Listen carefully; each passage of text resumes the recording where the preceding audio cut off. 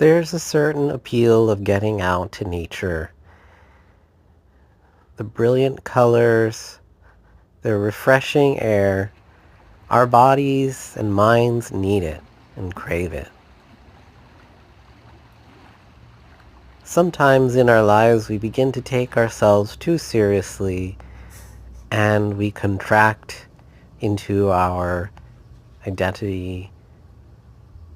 Of course, these are all really important, but when we step back and we see how each creature in nature has its own agenda and that it will continue on without us, we might be able to take our own lives a little less seriously.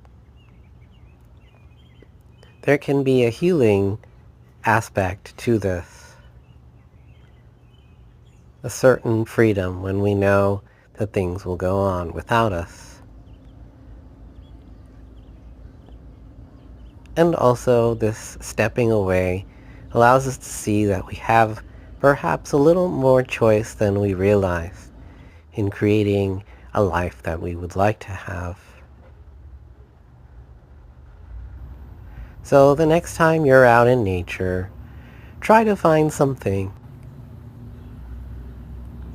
Look at the details, the bugs at the ground, to find some new reminder of life.